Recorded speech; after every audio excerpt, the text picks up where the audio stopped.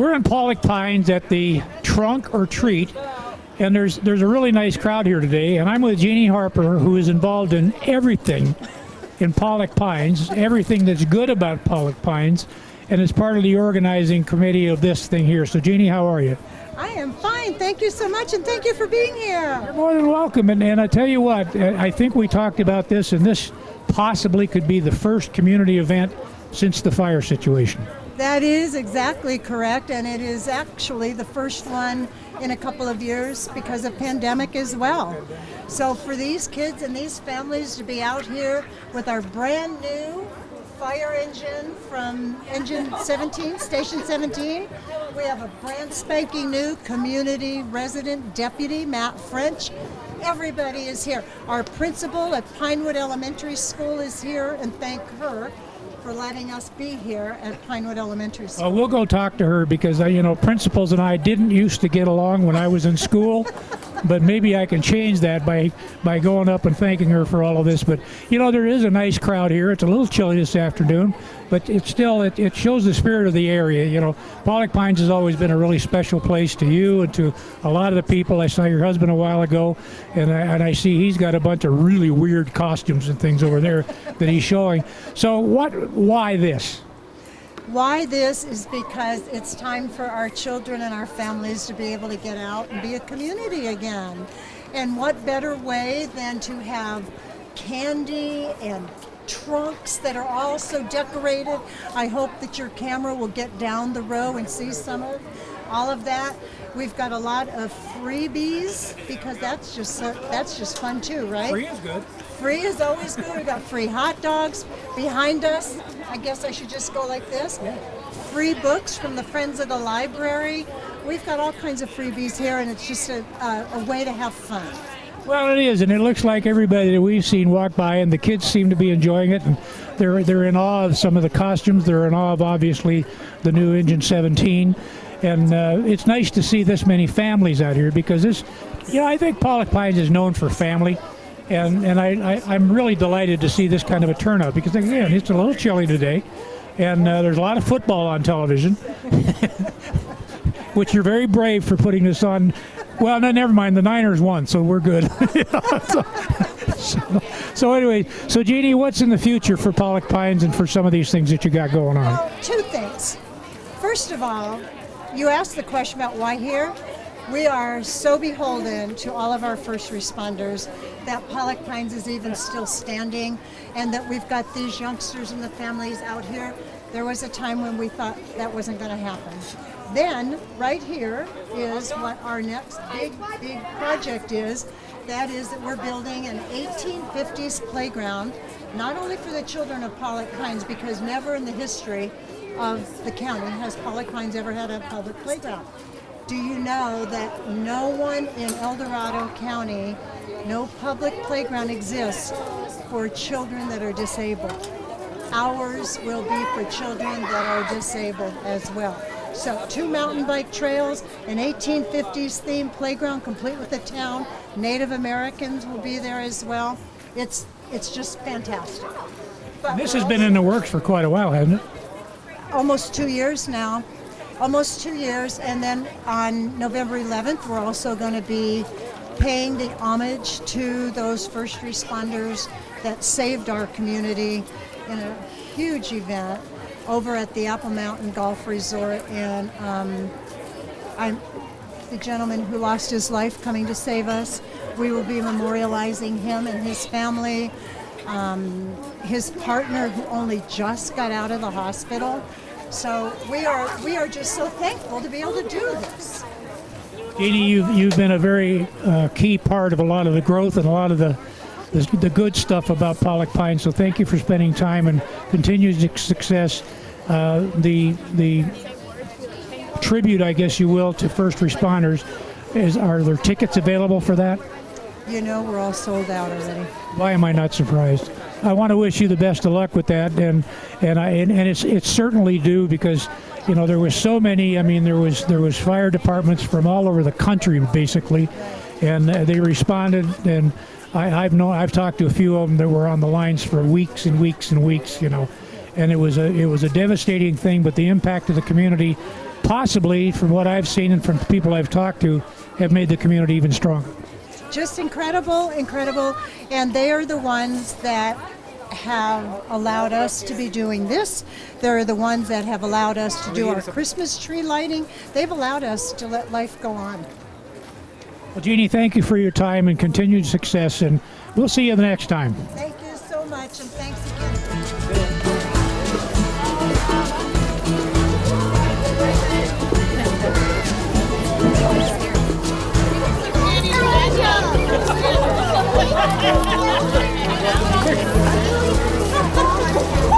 He's keeping a close eye on it. Alright, come on up. There you go.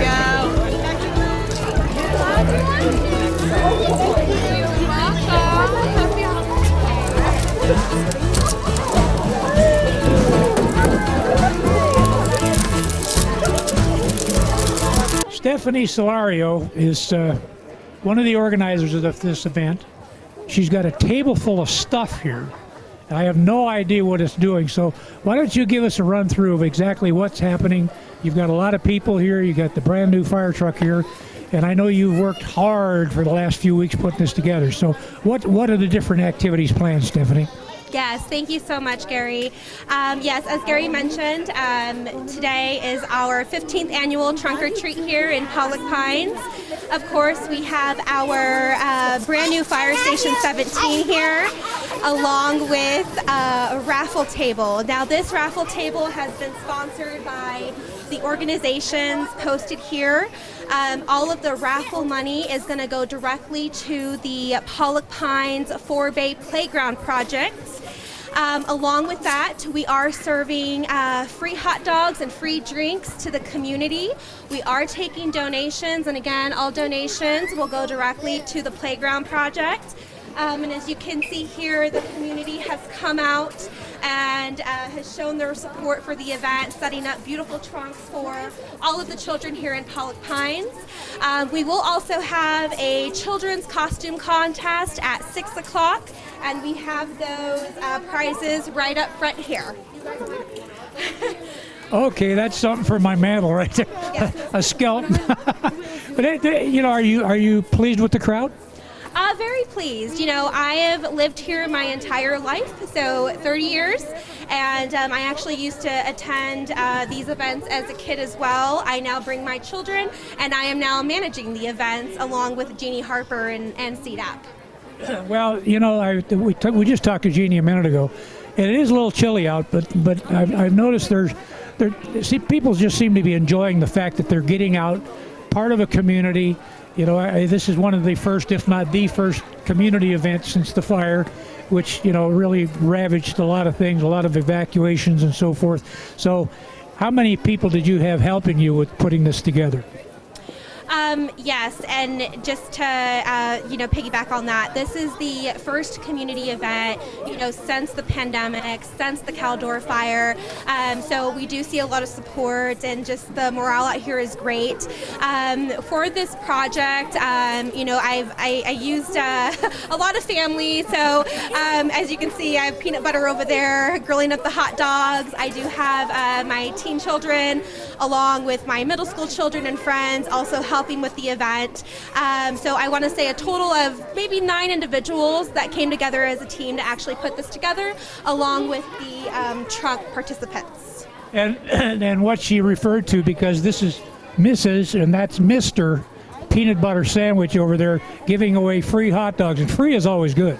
Free is always good, especially when in a community event here and you want to bring up the morale. Free is always great. And you say you've lived here all your life? My entire life, yes. Great. So you've got to be. I've been up here. I visited here several times, and our camera guy Aldo lives here, and I spend a lot of time up here. And I tell you what, the spirit of the community, and it looks like today. Hey, you know what? We got all this stuff in the rearview mirror.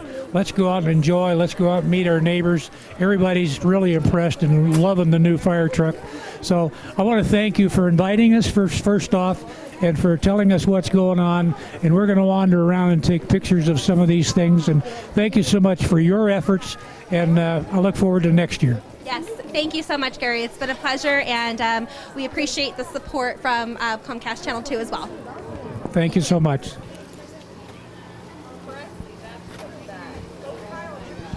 Today we're in Pollock Pines at a kind of a special thing, and I've got with me Captain Lewandowski of the El Dorado County Fire Protection District.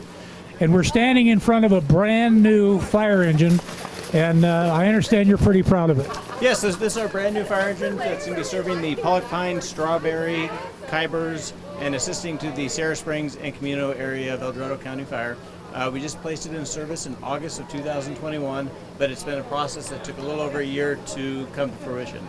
And this will be the first new fire engine for the community since 2004, when the last brand new engine was placed. So it's the first brand new engine. You've had some that have been redone and so on and so forth. So this one, I read the specs on it, and I was saying to myself, wow, this is really, really something. So you were on the design team, I understand? So we have a apparatus spec committee that meets up. There's probably 5 to 6 individuals that come up with the design specifications for the apparatus that serve our different constituents and areas. And this one was specifically designed for the Pollock Pines area due to the limited access and rural environment that it needs some special changes that from our previous generations of fire apparatus. So what are some of the features that would make this different than a lot of the other ones we see on the road? So if you look at this one here, it has a step-down cab, so it's flat surfaces, so it's able to get into tighter areas compared to our raised-up cab that we have, as well as has a 12-inch shorter wheelbase, so it allows for a tighter turning radius and increased ground clearance with the independent front suspension. And I understand there's a lot of other stuff because you do get involved with rescue activities in different places, so tell me some about that. So on our apparatus, we're equipped for both swift water rescue response, both as a shore-based and water-based in the water operations. We also have high and low angle rescue equipment, as well as technical rescue equipment for vehicle extrication. So, and it's already seen action, I understand. Yep, this engine's now been in service since August of this year, so it's been to a local residential structure fire as well as involved in the Caldor incident response. During that time, it went into the basin when the fire was crested. The incident requested some local resources to assist until additional resources arrived, and this engine was one of the ones that went. How long have you been with the El Dorado County Fire District? I've been with El Dorado County Fire Protection District since 2002. So that's quite a while. He looks like he joined when he was 12. I love 1817 too. Indeed, I have been told that. So are there other features on this that you wouldn't normally find in one, say, down in the valley? So some things you'd see in this engine here that you wouldn't see down in the valley is on the back we have what they call I-zone brackets. So it allows the engine to be set up to do wildland-urban interface structure protection or defense in between structures so that it can quickly load hose back on it and redeploy it at other residences. Additional things you'll see on this engine is we carry a wide complement of hose compared to other engines, where we carry the same amount of hose complement that you might find on a wildland Cal Fire or U.S. Forest Service engine. And you said the process. How long did the process from we need one till you actually ordered it? It takes about a year, so it takes about 2 to 3 months of speccing and designing and changing things for the apparatus from the previous generation, and then once we place the order, it takes about a year to build, because this is a completely custom built fire apparatus that each thing's built specifically for this engine. That's interesting. Where did it come from? It came from Appleton, Wisconsin, from Pierce Manufacturer. It was built this year, and it was placed in service in August. What does it have for power? It has a Cummins 450 horsepower inline 6 diesel engine. That'll scoot pretty well, I think. So. Yes, it can climb grouply grade at 65 miles an hour as compared to our old engines that would slow down to about 45 miles an hour. So That's a plus if you're in a hurry. it is indeed. And you mentioned swift water and water-based, I think you used that term, rescue. So I think we're going to take a walk and take a look at some other apparatus here, Aldo. Earlier we talked about water rescue, and there's a great story about the boat that we're going to take a look at, so why don't we go see it? So this is what you use for water rescue. This is a boat we have for static water sources that was donated by SMUD. They've donated $25,000 to the fire district to allow us to buy the boat, trailer, and motor, which we have available for static water rescue. So example would be Four Bay Reservoir, Union Valley, Ice House, Slide Park Lake. It allows us to access parts of the lake a lot quicker than trying to hike into that location. Static is like a lake versus a stream or a white water. So swift water would be an example of a stream, rivers. So like the South Fork of the American River, which we have going through our first due here, is something that would be the swift water rescue. So if you get called on that kind of an event, how do you handle that? If we could respond to that, we assist El Dorado County Sheriff's Office because they have ultimate jurisdiction on it, but we assist them with it by having both shore-based rescuers and in-water rescuers. So we have some rescue swimmers that are trained to be able to actually enter the water and execute a rescue if it's deemed necessary. And it's an interesting thing to point out that even though SMUD is Sacramento basically, in the valley basically, they've got a lot of interest and a lot of stake basically, if you will, here in El Dorado County because the lakes that they own that supplies power for SMUD, and a lot of the SMUD employees live up here in El Dorado County. So not only does that make sense, it's just a great investment in protecting their assets as well. So let's take a look at this truck. So here is a light rescue 17. By the way, truck 17, boat 17, rescue 17. So tell me about this. Right, so we have engine 17, boat 17, and then light rescue 17. Light rescue 17 was placed into service in about 2019 as a augment to the equipment that we carry on our normal engine for rural type rescue responses in the basin or remote areas. So this one gives us enhanced rope rescue equipment as well as a Stokes basket with wheel combination so that we can hike in on trails and extricate both victims or injured parties back out without having to carry them. So it just gives us additional ancillary tools to enhance those operations. And this is, you said this was Type 29. Was this something else before? Right. So we took one of our division chief vehicles that they normally would run out of, and we retired that and put it into reserve service as a light rescue when we replaced their vehicle. So this was a older vehicle that we repurposed into another type of rescue piece. So it's probably not used all the time, so that's probably a good thing that you can repurpose something that doesn't need to be as modern as, say, the new engine. Correct. So this one is able to be placed in service.